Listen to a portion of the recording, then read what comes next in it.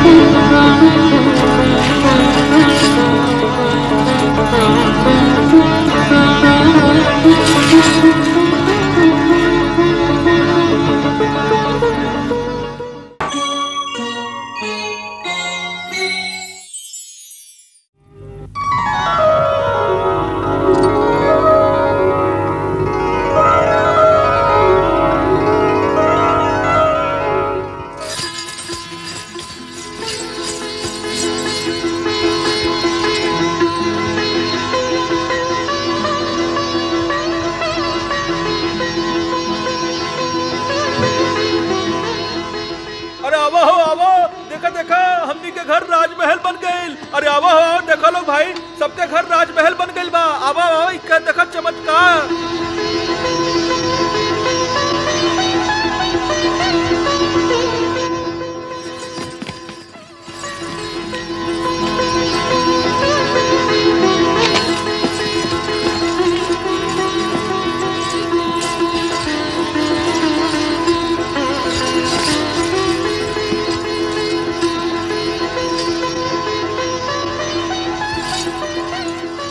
सबके घर तो राजमहल बन गए। अब हमार सुदामा के बारी है।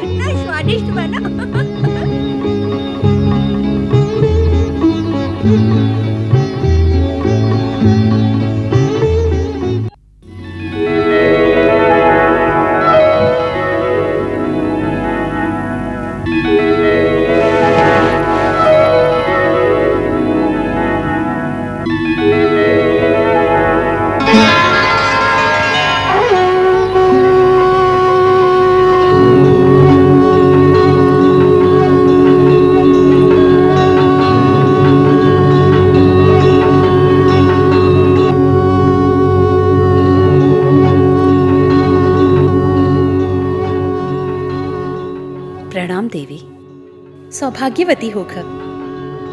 देवी वसुंधरा, हम तुहार भक्ति से बड़ा प्रसन्न हैं।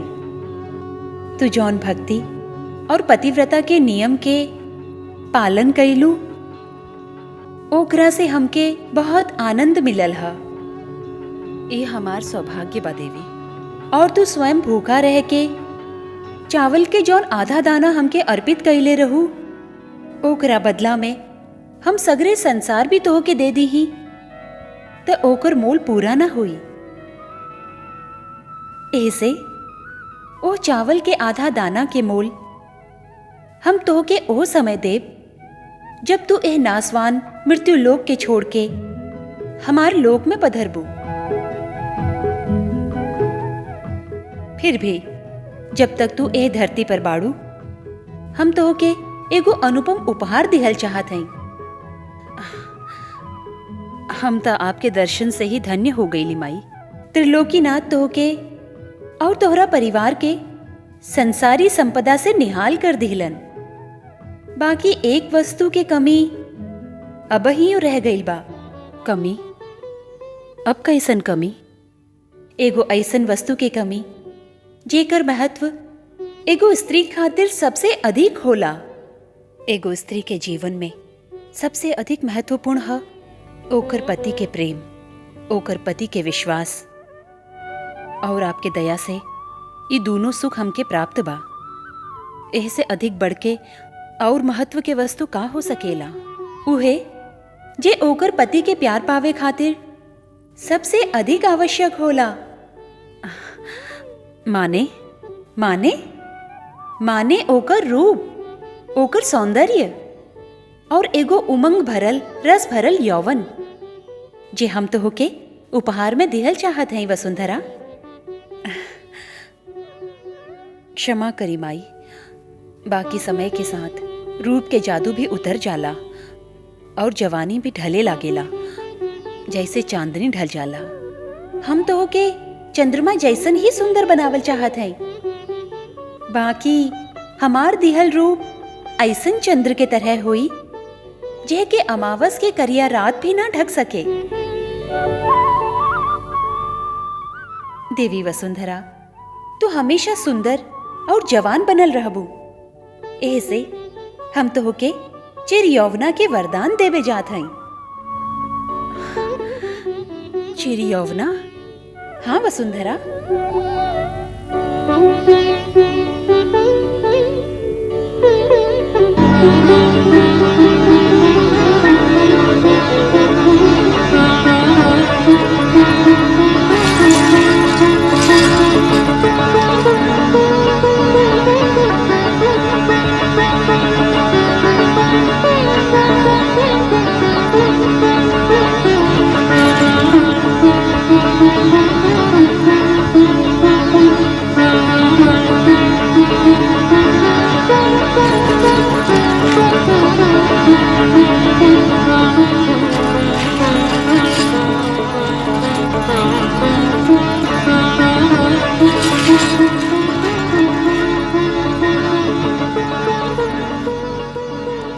धन्यवाद माई, आपके यह अनुपम उपहार से हमार जीवन के बगिया में फिर से बहार आ गई।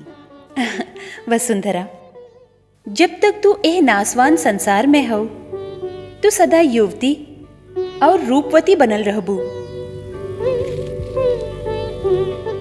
तुहार ई सौंदर्य और यौवन समय के आक्रमण से सुरक्षित रही। हर स्त्री के चाही कि आपन पति के प्यार पावे खातिर अपना आप के कवनो सुगंधित फूल की तरह आकर्षण के केंद्र बनावे।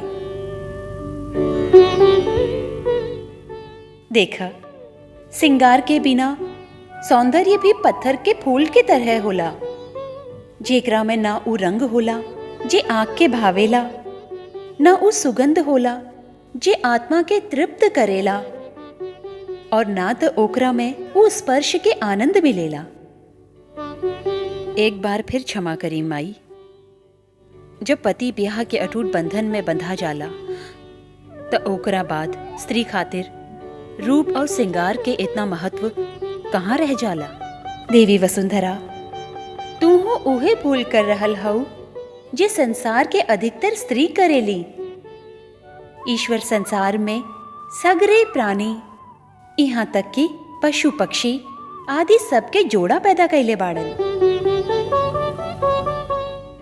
दोनों के एक दूसरा के तरफ आकर्षित करे खातिर पक्षियन के कैसन सुंदर बनवले बाड़न। उ लोगन में तरह तरह के रंग भर दिले बाड़न। ई पंछी भी अपना आप के सजा सवार के रखेला। तो फिर ए सबसे बुद्धिमान मनुष्य के समझ में ई बात काहे ना आवे कि रूप और श्रृंगार कितना आवश्यक है। आप धन्य है माई। अब आपके बात समझ में आवे लागल बा। तो के का ई बात हर स्त्री के समझे के चाही कि ऊ हमरे एगो रूप है। एह से गृह लक्ष्मी के हमरे छवि के तरह सुंदर होके के चाही। जहवा सुंदरता ना होके उहाँ लक्ष्मी के निवास कैसे हो सकेला।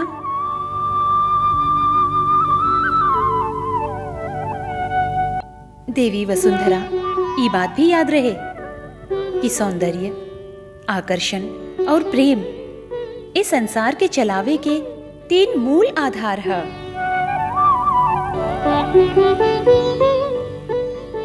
और ए श्रृंखला के पहला कड़ी सौंदर्य है। और ई सौंदर्य तन के भी होला और मन के भी होला। मन के सौंदर्य तो तोहरा लगे बा, और हम तन के सौंदर्य तोहके देके जात हई। एह के श्रृंगार रस से सजई है और अपना पति के प्यार पाई है। तथास्तु।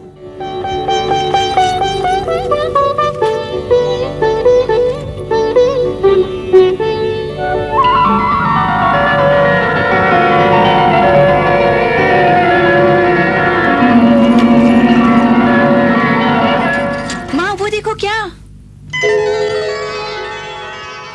अरे ई तो माता लक्ष्मी के चरण धोरी है।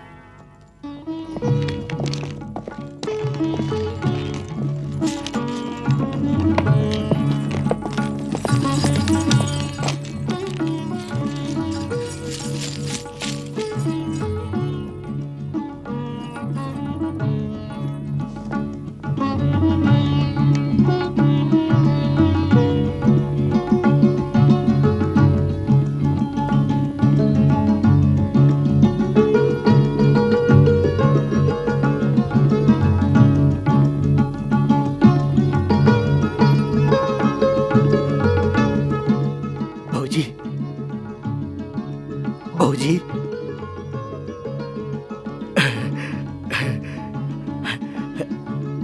भौजी, भौजी, ई कैसन तेज रहे, ई कैसन रोशनी रहे। लागत रहे कि सैकड़ों सूरज एक घर में अपन तेज फैला रहल बाड़न। सब गांववासी आपके धन्यवाद देवे आयल बाड़न।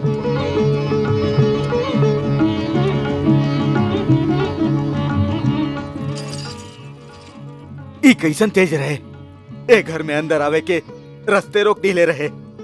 जैसे जैसे रोशनी के एगो दीवार बीच में खड़ा हो गए लोग। ई कोनो चमत्कार रहे या हम लोग के आंख के धोखा? आंख के धोखा ना है देवर जी, ई सचमुच चमत्कार रहे। स्वयं महालक्ष्मी देवी पधरले रही। स्वयं स्वयं स्वयं महालक्ष्मी देवी? महालक्ष्मी देवी स्वयं? चाचा, देवी के चारों तरफ उजाला ही उजाला रहे। अच्छा। अरे देवी लक्ष्मी आई रही। चाचा, देवी के 4 गो हाथ रहे, 4 गो। 4 हाथ? अरे 4 हाथ, 4 गो हाथ, 4 हाथ। वो देखा चाचा।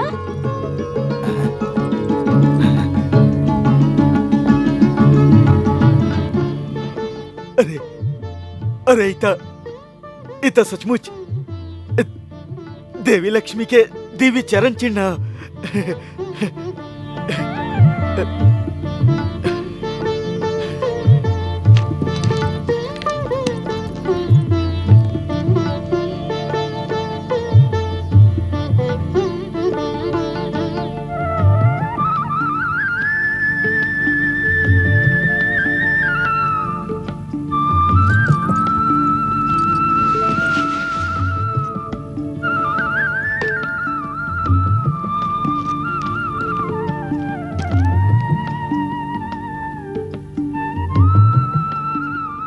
वसुंधरा, तू तो कोनो देवी हो, हम लोग के प्रणाम स्वीकार कर।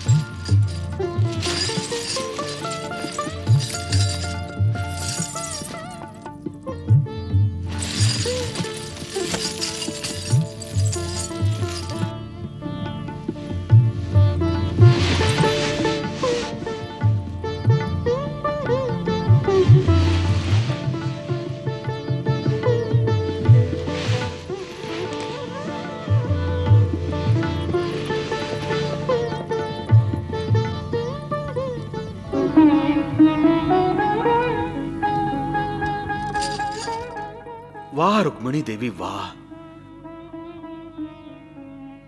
आप वसुंधरा के ऐसा निखार देली जैसे सुखा गई धरती बरखा के बाद फिर से हरा भरा हो जाला। वाह। वसुंधरा के तो अर्थ ही धरती होला प्रभु।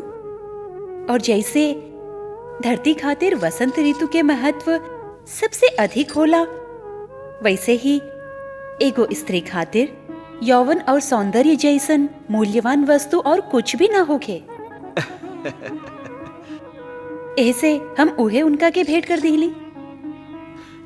साच बा, एगो स्त्री के विशेष भावना के एगो स्त्री ही समझ सकेली।